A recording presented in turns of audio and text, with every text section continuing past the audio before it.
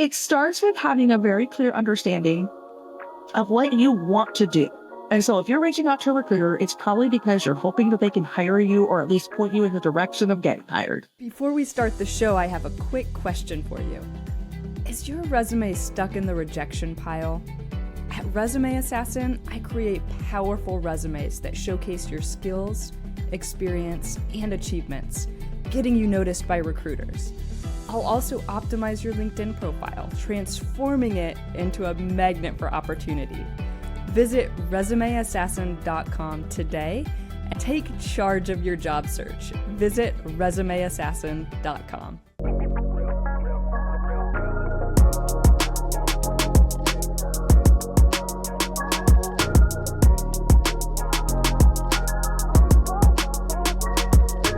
Amy Miller, welcome to Recruiting Insider. Thank you for having me. This is our first time, actually talking live. I'm so excited. I know. I'm absolutely pumped. Okay, guys, so today we have a special guest who brings, an absolute wealth of expertise in the recruiting world with over 20 years of experience spanning roles in agency recruiting and in-house tech recruiting for industry giants like Microsoft, Google, and Amazon. Amy knows, literally firsthand what it takes to make those meaningful connections. And she's also a strong advocate for both client and candidate experience, and she's known for her bold, candid insights. So in this episode today, we're going to dive into the art of networking, and we're really going to explore how to build those meaningful connections with, really the three main groups, which are recruiters, your peers, and hiring managers. We're really going to uncover,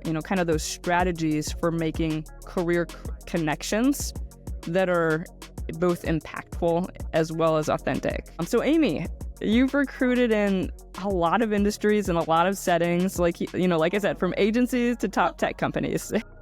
So tell me, what networking strategies have you seen work the best for job seekers across all of these different industries? I love this question, and I really love this topic, Mary, because honestly, I think a lot of people look at my career, especially in the last decade or so. I've worked with some of the big companies that most of you probably heard of. And so a lot of people look at that through this really assumptive lens of she must have some stellar degree or some stellar pedigree, or she knows. I grew up in nowhere, Kansas. Okay. I never went to college. I had nothing. I wandered into an agency back in the 90s and begged for a job, and they're like, come work here. It's terrible. You'll hate it, but you'll make a lot of money eventually. Right. So I had nothing except just hustle. That's it. That's all I had. That's what's carried my career really for 26 years. And to your point about networking, most of those opportunities came to me through networking. And so I think the number one thing, because we are not born networkers. I'm actually, this always surprises people, but on my life, it's true, Mary. I am super introverted. I don't like leaving my house. I'm very much I have my kids joke, they mom's recruiter laugh is on again. They think I have this whole persona at work, and then, home Amy is a completely different person, and it's actually true.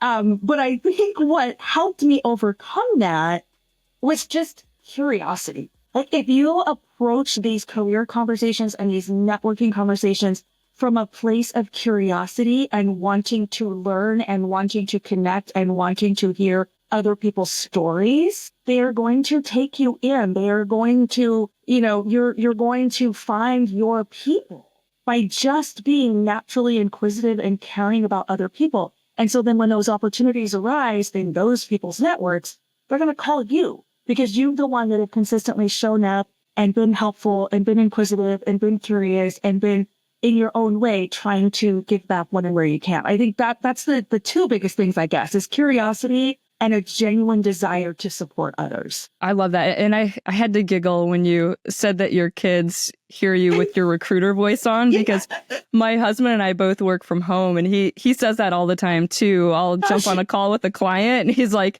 I can totally tell. He was like, your voice goes an octave lower, and yeah. I'm like, I don't know. It's just what comes out. Yeah. It It's is what probably it some is. weird like masking thing because I'm Yeah. on like kind of the neurodiverse side, and Yeah. I'm introverted and all the things, right? Which people Same. are always surprised. They're like, no way. I'm Yeah. like, oh no, trust me, I've got a Yeah. doctor's note. No, But 100%. Yeah. so Like, I turned into this different person. It sounds like you do too.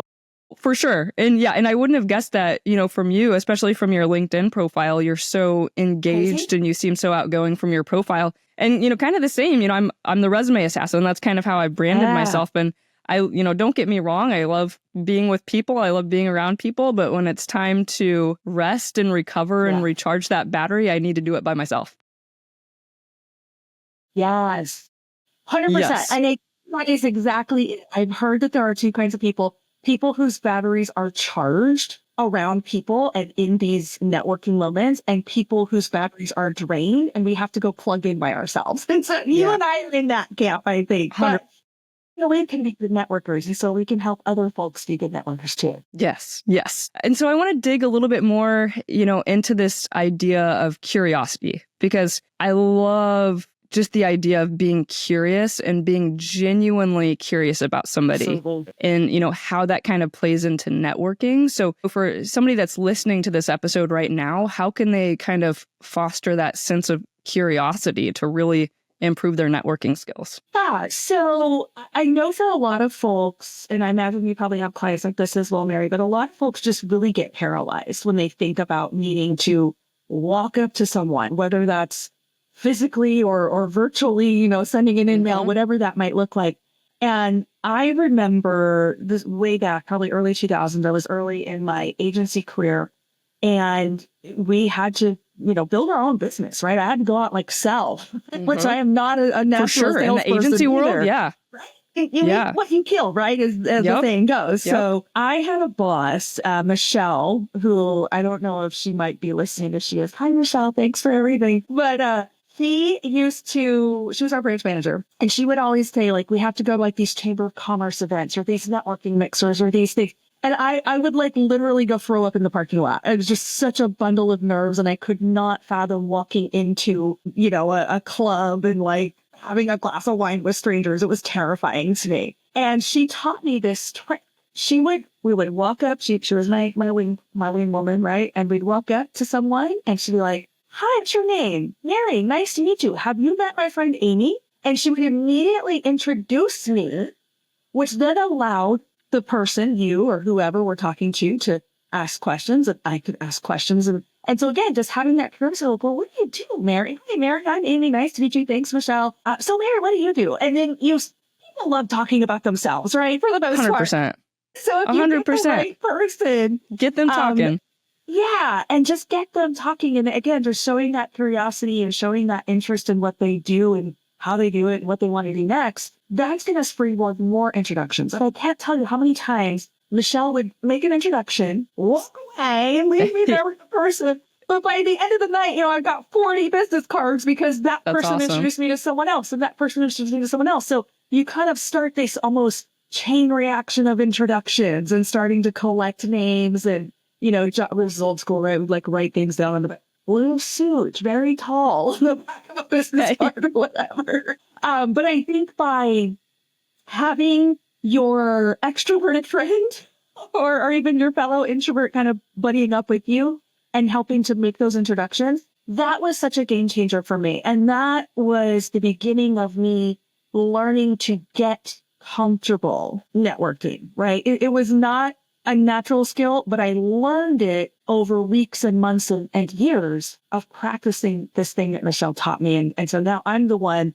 walking around going, hey, you're not saying it. Yeah. And I think, from a networking perspective, that kind of made me think of two things. I mean, number one, Michelle sounds like an expert connector where, Wonderful. And that can be a very powerful networking strategy Absolutely. in and of itself, because if you're connecting Amy to, the next person that, may come on and, you may help that person find a job, that could be your next client. 100%.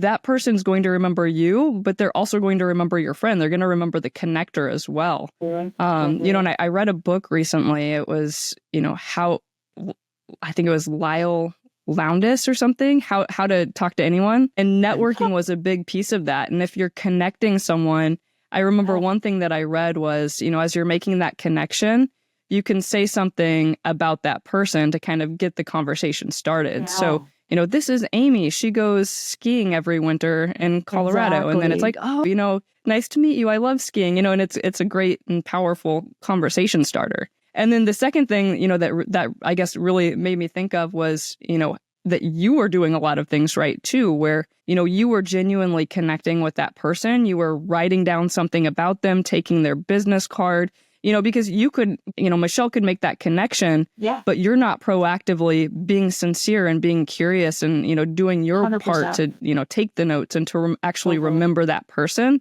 and remember something specific about that conversation so that you can then maybe even follow up the next day. So I'm curious then, what did you do with that information? Yeah, so we did exactly that, right? And so we had to have some, and this is where it can be a little tricky, right? Because a lot of us go into networking with an end game in mind. If I'm an active job seeker, I'm looking to connect with people who can hire me or who can refer me to jobs. If I'm an agency, sales recruiter, right? I'm looking for people who can give me business. I'm looking for candidates, those kind of things.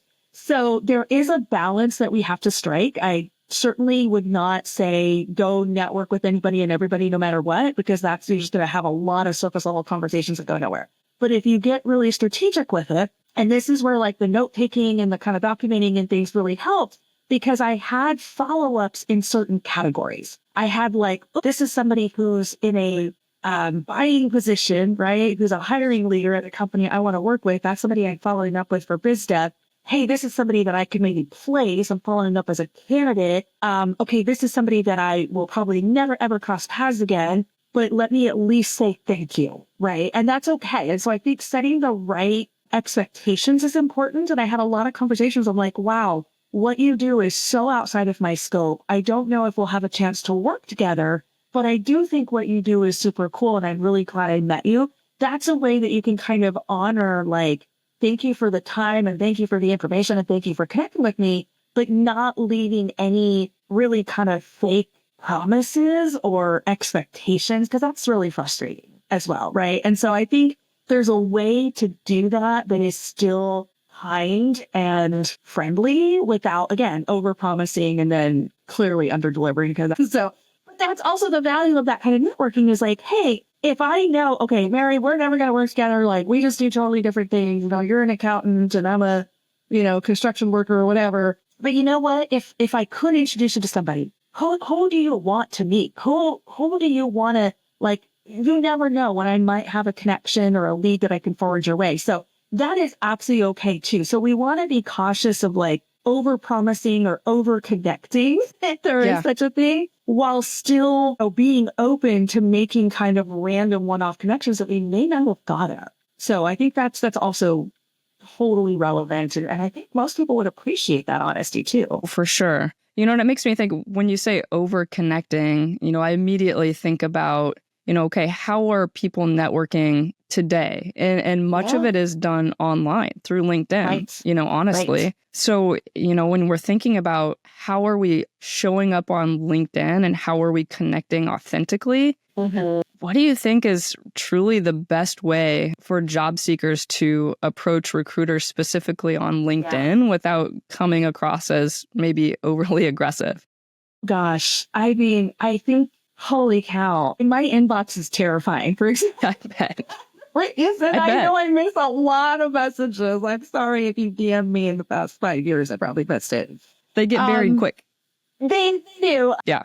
And I think this is where it's a blessing and a curse of LinkedIn, right? Because there is a 30,000 connection cap, which is a ridiculous number of people. You're never going to be like close with 30,000 people. It's just impossible. But it also does kind of keep you from over connecting possibly. And so I think one thing to be mindful of, am I making connections or am I collecting connections? Like, there's a difference. Am I making connections? Is this someone that I want to interact with? Is this someone whose posts I want to see? Is this someone that, is in my kind of circle of work and influence and things that I care about? A lot of people, unfortunately, are in it for the numbers. And that leads to us sometimes treating recruiting more like a numbers game than it really is. It is to a point. We can dig into that maybe another time.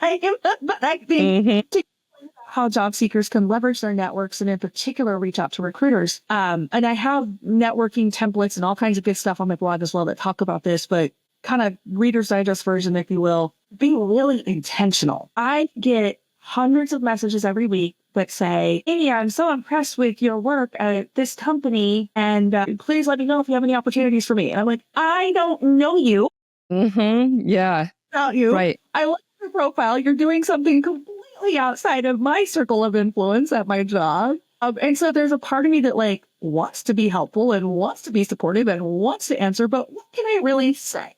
Yeah. So I think it starts with having a very clear understanding of what you want to do. And so if you're reaching out to a recruiter, it's probably because you're hoping that they can hire you or at least point you in the direction of getting hired. Okay. So if you're an accountant, you don't necessarily want to bother a recruiter who focuses on salespeople or manufacturing engineers or, anything like that. So really looking at the recruiter, and I think most recruiters are good for this. We're usually pretty vocal about what we hire and what kind of people we want to talk to. If you are one of those people, great. You've just surpassed 90% of people in my inbox. Yeah, right. Two is being very intentional with your apps. Because if you message me and say, I just wanted to connect, cool, follow me, we're connected, have a nice day, and it's going no further. But if you say, hey, I know you're recruiting for A, I saw a role that seems to align with that. I've applied or I'd like to apply or I intend to apply. I just want to ask a question or two, whatever. Lay it all out. Like, give me enough information to work with so that I could either quickly respond and be like, wonderful, I just grabbed your resume and sent it to the hiring team, or, oh gosh, no, sorry, that's not me, but here's some tips on how to apply or what have you. Give me something to work with, because if you say, well, I just want to connect with you, I just want to network with you, I just want to say hi. Okay. At that point, again, maybe this is my neurodivergent brain, but I'm like, oh, conversation's over. We connected, done. No, we did what you set out to do, right? So please be intentional. Yeah. I mean, and this is gold too, you guys. So if you're a job seeker and you're reaching out to recruiters on LinkedIn, because I see this all the time too, Amy, and I'm not even in the recruiting world anymore. I write resumes and people still come to me with a generic, they'll just shoot their resume over. Hey, if you see anything, if any jobs that meet my background, send them my way. If you're going to take the time to reach out to a recruiter like Amy or any other recruiter, make sure that you're being so overly intentional. You know exactly what position she's trying to fill and why you're a great fit for that position, because that's going to get Amy's attention, or that's going to get the attention of another recruiter that you're reaching out to, as opposed to just shooting over your resume and saying, hey, if you have any open positions, let me know, because that's not providing Amy with enough context. So, I mean, really, that's wasting your time and it's wasting her time because it's flooding her inbox. So be very, very intentional. Exactly. Yeah. And then everyone's mad. And it's like, okay, but if I do it for you, I got to do it for the other 900 people. And how do I do all that? So prioritize my day job. Yeah. Yeah. And, and what about, I know that there are probably people out there that are like, okay, I do that. I'll send messages to recruiters and I'll reference a specific position that they're recruiting for, that I know they're recruiting for. I'll send over my resume and give some information, but I still have a hard time reaching that person. Don't hear back. I mean, what's kind of the next step beyond just being really intentional? I'm always and forever going to tell people, even though it's not popular, you should apply anyway. First question, when I get one of those resumes or I get one of those outreaches and I look at someone's profile or information they gave me, and I'm like, this actually does look interesting. Let's talk more. First question, have you applied? And if so, what email address did you use to apply? Because that's the fastest way for me to look you up in the ATS is search by your email. Because, Amy Miller, there's like 8 billion of us. So that's not, and searching for a name is not always going to get it done. So that's always going to be my first question. That's also where I prioritize, right? I'm always going to go to my ATS first and look at people who have proactively signaled in the best possible way that they want to be here. So do that for sure, would be my suggestion. Follow up, yes. And I would say, we touched on this. You led with this early in the conversation, Mary, about the 3 people that you should be talking to. Yep. So yes, the recruiter, but also understand that there's 950 of you in the same day also messaging that same recruiter. Also, look at people who have a similar job in the same company. So, hey, I reached out. I think Amy might be the recruiter for this. I did reach out to her. I just, I know we've never met before, but just wanted to say, hey, your career is definitely one that I'm kind of trying to model my own after. And I'd love any insight you have on how you landed at this company. People like that. They like talking about themselves, right? And then same with the potential hiring leader. Like, hey, you are a manager over this body of work that I would be qualified for. I have no idea if this role is on your team, but I'm super interested. So I did reach out to the recruiter and just following up, that's absolutely okay. So again, you want to apply that same intentionality because I know if any of my coworkers, which is what your peers and the hiring managers are, we all work for the same company. Mm-hmm. If any of them hit me up internally and it's like, hey, Amy, this person just hit me on LinkedIn. They look interesting. What do you think? I'm immediately going to go, oh, I must have missed it. Let me go look. And then either go find you in the ATS or find your message or whatever. So it's not about throwing the recruiter into the bus. This person never got back to me. Can you believe it? Can you help 100%. me? I'm going around them. It's like, hey, I'm sure they're really busy. I'm just, trying to shoot all the shots that make sense and hoping you can help me connect. That is absolutely okay and a very, very welcome message from my point of view. Yeah, no, absolutely. And I love that. And I mean, that is a strategy that I think is very overlooked with a lot of job seekers today is connecting with peers. Think about, are you trying to get in with Google? Okay, who has the job title that you're trying to get into? And start building relationships, start connecting with those people. So I guess, my follow-up question to that would be, for somebody that is trying to make new connections within their industry, or they are reaching out to those people in their target companies with a similar title, what's the best strategy to do that? Yeah. And this one is so near and dear to my heart because that's really how I've landed most of my jobs. Yeah. I am friends with a lot of recruiters. And so they'll be like, hey, I just started working at Microsoft and it's really great. Well, would you consider it? Like, heck yes, whatever. Sweet. So having ears speak up for me and having my name set in the right rooms has been massive for my career. Really, it's just been huge. Plus, then you have somebody to help you with interview prep when the time comes, right? Because they already worked there, they did it. So it's like 100%. I think almost every job I've had, at least the big three tech companies I've worked at, I have literally gone to happy hour with a girlfriend and done interview prep because they weren't there. They referred me or they, heard I was applying or interviewing or whatever it was. And okay, let's have a glass of wine and talk about how to be googly, for example. So the way I think to do that, first of all, we have to be okay with looking at this as a bit of a transaction, right? And I know a lot of people will say, don't do that. I'll be like, don't just ask for a job or don't just ask for something from a stranger. That's so rude. There's a way to do it that is both honest and also not rude. Okay. And I think it is absolutely okay to be like, hey, your career is one I'm looking to model my own after. You've accomplished some cool things at this company that I'm trying to get in. I'm looking to learn. I'm not asking you for a recommendation. I'm not asking you for a referral. You don't know me. It'll be weird for you to refer me because I'm a stranger. But I would just like to learn from you. And there's a lot of people who are like, I don't care, I'll refer you. Yeah. That moral conundrum that I have. I don't feel right. I don't know. And that's fine. There's also volunteer opportunities, right? And so again, depending on your industry, think about if you're in software engineering, hackathons, meetup groups, be the person that's pouring the coffee and sweeping the floors later. That's okay. The more that you approach this from a what do I have to offer perspective, the further you're going to get. Offer to not even necessarily speak at conferences, although that is also a tremendous way to connect with peers, but volunteer to man a table, volunteer to samples, volunteer to do any of that grunt work or the not sexy stuff, because that is where the connections are forged. You're sitting next to somebody at the registration desk for your favorite conference. You got a free ticket because you volunteered to help out. You're now not only sitting there chatting with someone all day, but you have the benefit of meeting everybody that walks in the door, hopefully sneaking out and hearing some sessions. It's a great opportunity to expand your network. And again, start building those foundations for that long term, a year later, buddies with this person now. Who are they going to call when they have an opening on their team? Ghostbusters. Mhm. Yeah. Yeah, no, I love that. And I think it kind of takes the pressure off when you ask somebody to, I simply want to learn from you, It's and back I to that think that curiosity. there's a lot of rhetoric on LinkedIn that I totally agree with, where, you want to be the one that's providing as much value as you Cool. can. But on the flip side of that, I listened to a podcast recently and they talked about the value in asking for what you want. So if you're trying to get Yes. something, it's okay. Yes, of course you want to provide as much value as you can on LinkedIn, but it's also okay to go in and ask for something that you're trying to get. Are you trying to connect with somebody and, land an interview within a specific company? It's okay to ask.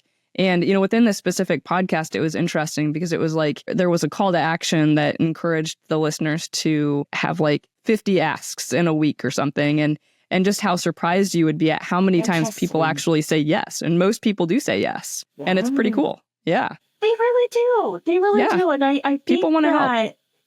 They do, right? And I think most industries, at least that I've seen, of course, I've only professionally been a recruiter, but I've been exposed to a lot of different industries. But there is like this sense of connection. You're a software engineer too, me too. We went to the same school. We both went to a boot camp. We don't have a traditional education. Like you can find so many interesting connection points. And I always tell people are always shocked when I say this, like, what do the parents of the kids on your kids' t-ball team do? Yeah. What do you do? I'm like, y'all live in the same neighborhood. There's 3 major employers. What are the odds? Right? One of them works at, Microsoft or whatever. And so I always tell people, like, it doesn't just happen on LinkedIn. It doesn't just happen with strangers. It can be with your kids' friends. It could be with your neighbors. It could be with that clerk at the grocery store that you always chat with every week. I mean, who knows who that person knows, right? Like there's so many ways to make connections. And to your point, ask for help. I'm not really sure who I should talk to about this. Here's my question. If not you, please feel free to forward this to anyone that it makes sense to ask. And also, here's where we get value. If there's ever any way that I can pay it forward for you, please let me know. We don't always, especially as job seekers, especially for some of us who are maybe in dire straits financially or emotionally from long-term job loss and whatever, we may not have much to offer at the moment, right? Everybody has something to offer. So I don't mean to like minimize anyone's value here, but I'm just saying a lot of us can feel that way, whether it's true or not.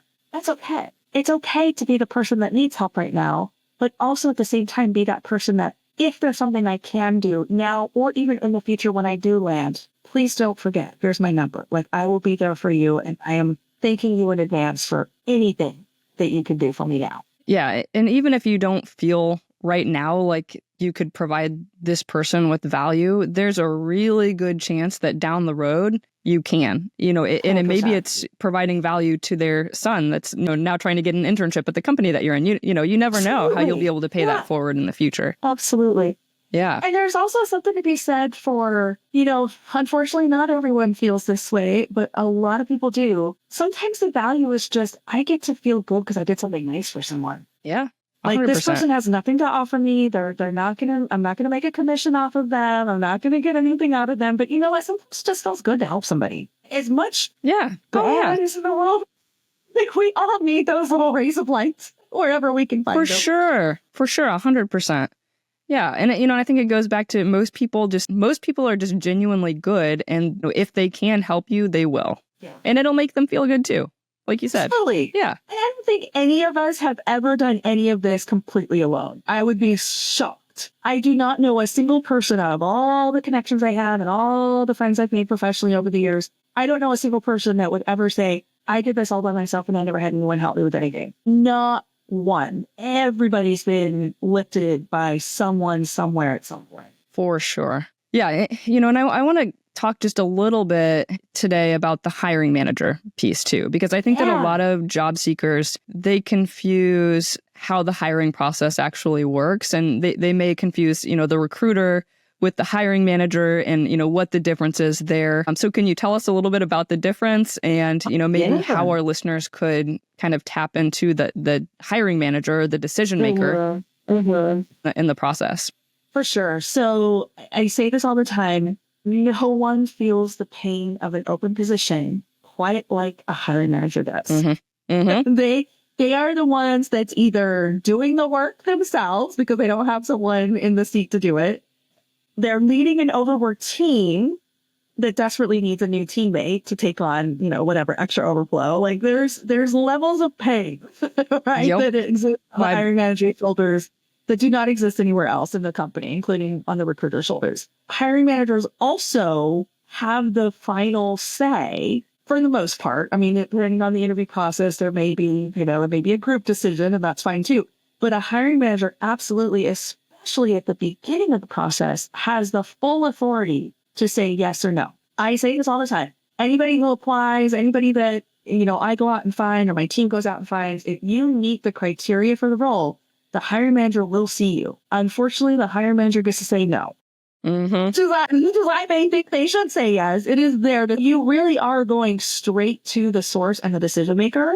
And I would go one step further and say, show me a hiring manager who's evangelizing their open positions on social media. I will show you a hiring manager that is drowning and desperate for support. Because I have a lot of managers who are like, I hate LinkedIn. I'm never getting on there. It's the worst. I get, hit up. I had to arm wrestle a manager to make him even create a profile once several years ago. I believe it. So if you've got one that's going all the way to I'm going to actually advertise this role and open the floodgates, I promise you they're serious about hiring. Yeah, for sure. So how do we what are some good ways to reach out to that hiring manager? Or, maybe even a question before that would be, how do we figure out who the hiring manager is? And then once we do that, how do we reach out to them? So that's the tricky part, right? Because we can make some assumptions. We can kind of go, okay, well, this person is the manufacturing manager and this is the manufacturing engineer, and they might go together, maybe, I don't know. So you kind of have to guess a little bit, and it may be, hey, I don't know if this is on your team or related to you, but I'm reaching out and feel free to forward, right? I always give people permission to forward my message, forward my resume, forward my information, whatever. Because a lot of people won't unless you explicitly say, I am totally happy if you want to share this, right? So that's one thing. The second thing is try to start with the really clear managers who are, again, actually evangelizing those roles. And here's the second part. Follow their instructions. I have several hiring managers, even today, who will post roles. They do see the value in it. They've made some great hires from these efforts. And they will explicitly say, please reach out to my recruiter and they will tag me in the post. Yep. Mm-hmm. So follow their instructions. That's very important. If they say, hey, send me a message, do that. They're giving you the actual instructions on how to best get their interest and get their attention. So just follow that guidance. And so a lot of times it's, please message me, please apply directly. Now, I would say in that case, still follow up, but make sure that you tell them, I followed your instructions. I did apply. I did reach out to Amy. I just wanted to send one more quick note just to, once again, reiterate my interest. And that's it. This is a notification. This is not an ask. And there's a difference. And I have had lots of hires from somebody who did exactly that. And there's been a few I'm like, you already said that person. What are you talking about? Dude, can we get him back? I don't know. Maybe, so there's some interesting stuff that happens on the backside. But I think the most important thing is follow the clues. I mean, Blue's Clues fans, my kids love that stuff. I'm aging myself. But if you follow the paw prints, right? The paw print says, send a message to this person. Apply to that role. To that company page, whatever it might be. Because those are the people that, in my experience, managers are going to be more excited about. Because there's already an immediate, this person read and comprehended what I said. Mm-hmm. That's already a step up, right? Over some of the folks that we hear from. So just follow those clues and, follow people in your industry, engage with them on their own posts. Not everything has to be, hi, are you hiring? It can be, oh, are there any courses you'd recommend I take to brush up on that? Start making yourself familiar to these people. That's kind of the long game of networking as well that you should be doing too. Yeah, I love that. I think that's gold right there. Start making yourself familiar to these people. If they are on LinkedIn, like you said, start commenting on their posts. If they're consistent posters on LinkedIn, chances are they're going to notice that, especially if you're posting or commenting authentically. And then, over time, you're going to build that relationship and good things will come from that. That's how we met. I remember you and I were like commenting on a lot of this. I was like, wow, she really made me think about that. Like, what happened? You know, but we did. We interacted a lot on each other's posts and on other people's posts. And so when you invited me to your podcast, I was like, oh. Well, thank you. I appreciate that. Yeah. And that's, and it is a strategy that I use on LinkedIn too. And I try to show up really authentically. I'm not using AI to comment on people's posts. I'm bringing in my own personality, my own stories, especially, when I see somebody, I'm like, they would be awesome for my podcast. I'm going to start posting. I'm going to start commenting on their posts and really interacting with them and building a relationship with them through that post, because I know your inbox gets flooded. Yeah. We know recruiters' inbox gets flooded. So whether you're trying to get somebody on your podcast or you're trying to get somebody to help you find a job, these are strategies that they do work. It's building a relationship. It's the long game, right? Like maybe they can help you. Maybe they can't help you now, but maybe they can help you 5 years from now, when you're looking for a job again, or, you just never know. It's all about the long game. It really is. Love that. And, and one thing that and this will just really briefly, because I noticed this about your LinkedIn profile. And I think, on your LinkedIn profile, what really drew me to you is your true ability to really be authentic and straightforward. And I think that that's really, that impresses me. And it's something that I've been really, truly working on this year. So I'm curious, from a job seeker's perspective, though, how can they use that same type of authenticity as kind of a strength in their networking efforts without maybe feeling too vulnerable? Gosh, it's a tough one, right? Because I will say there's a balance. Sometimes we see folks who are maybe oversharing, and that's hard because a lot of people are coming from a really dark place, long-term unemployed, maybe, significant financial challenges. And I get it, but I will say, unfortunately, there are some folks that kind of veer into what I call like car crash territory. You've got a bunch of people rubbernecking, looking at it as they drive on by. And so all of the commenting for H, and sorry to hear that and all that, those people are not necessarily going to help you. And unfortunately, you might be being remembered in a way that you don't want to be, right? So there is a balance. And so I always look at, especially online, LinkedIn or any other social site, that can be screenshotted and shared and taken out of context. So you want to be very careful, 5 years from now, if someone said, hey, Amy, remember you posted this thing? Am I going to be embarrassed? Am I going to wish that I hadn't? Yeah. Am I going to, second guess myself? I also kind of run it through the filter of could I defend this in my CEO's office? Sometimes I'll be like, well, uncomfortably, but yes. Mm-hmm. Then other times I should just delete that. That should not leave drafts, So think about it that way. Think about if I were standing at the water cooler at work, would I say the same thing? Mm-hmm. And if the answer is no, it might be time for an edit or a revisit, right? So I think there's authentic, but there's also,